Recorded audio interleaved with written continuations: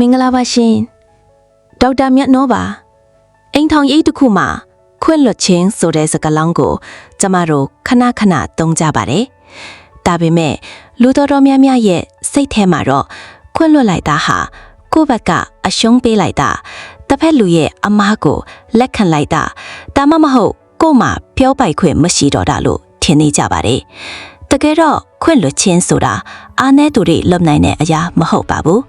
စိတ်သက်ကြံ့ခိုင်သူတွေသာလုပ်နိုင်တဲ့အဆင့်မြင့်တဲ့လုပ်ရတစ်ခုပါဒီနေ့ဗီဒီယိုမှာတော့ခွင့်လွှတ်ခြင်းရဲ့တကယ့်အတိတ်ဘက်ကပါလဲ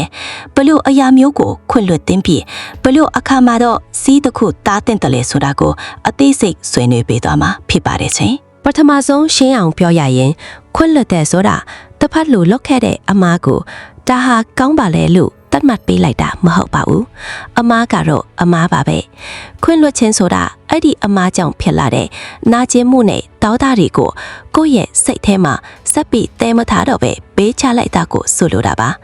ခွင့်လွှတ်လိုက်လို့သင်ဟာအရှုံးသမားဖြစ်မသွားပါဘူးအဲ့ဒီအစားသင်ကိုနာကျင်အောင်လုပ်ခဲ့တဲ့အတိတ်ကိစ္စရဲ့ကျွမ်းအခက်ကနေလွတ်မြောက်သွားတာပါ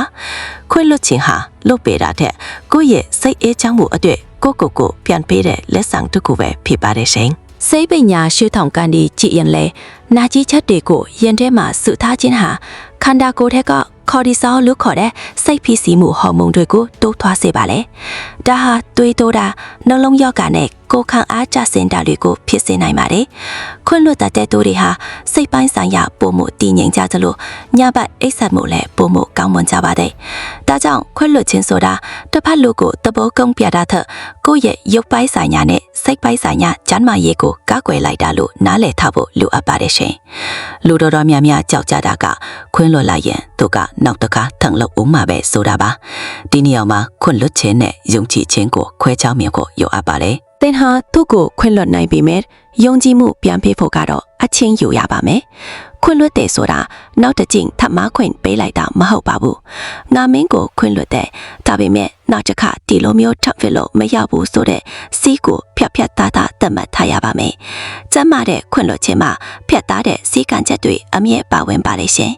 ခွင့်လွှတ်ဖို့ဆိုတာပြော得လောက်မလွယ်ပါဘူးအထူးသဖြင့်ကြီးမားတဲ့သစ္စာဖောက်မှုတွေဆိုရင်ပိုခတ်ပါတယ်ဒီလိုအခါမျိုးမှာအသေးအကျခွင့်လွှတ်ဖို့မကြိုးစားပါနဲ့ခွင့်လွှတ်ခြင်းဟာဖြစ်စဉ်တခုဖြစ်ပါတယ်အချင်းယူရပါမယ်အရင်ဆုံးကိုယ့်ရဲ့နာကျင်မှုကိုအတိအမှတ်ပြုပါပြီးရင်တစ်ဖက်လူသားပါလို့ဒီလိုလုပ်ရတာလဲဆိုတဲ့အကြောင်းရင်းကိုနားလည်အောင်ကြိုးစားကြည့်ပါတစ်ဖက်လူရဲ့လူသားဆန်တဲ့အားနည်းချက်တို့မြင်လာရတဲ့အခါခွင့်လွှတ်ဖို့အတွက်လမ်းစာလေးပွင့်လာတတ်ပါလေရှင်ဒီကုန်းချုပ်အနေနဲ့ပြောရရင်ခွင့်လွှတ်ခြင်းဆိုတာအရှုံးပေးခြင်းမဟုတ်သလိုအမားကိုလေးလျူရှုခြင်းလည်းမဟုတ်ပါဘူးခွင့်လွှတ်ခြင်းဆိုတာနာကျင်မှုတွေကြားကနေကိုယ့်ဘဝကိုရှေ့ဆက်ဖို့ရွေးချယ်လိုက်တဲ့ရဲချင်မှုပါပဲအိမ်ထောင်ရေးမှာခွင့်လွှတ်ခြင်းမရှိရင်ရှေ့ဆက်ဖို့မဖြစ်နိုင်ပါဘူး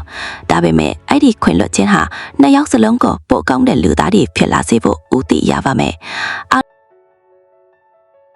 ဒီကုန်းချုပ်အနေနဲ့ပြောရရင်ခွင့်လွှတ်ခြင်းဆိုတာအရှုံးပေးခြင်းမဟုတ်သလိုအမားကိုလေးလျူရှုခြင်းလည်းမဟုတ်ပါဘူး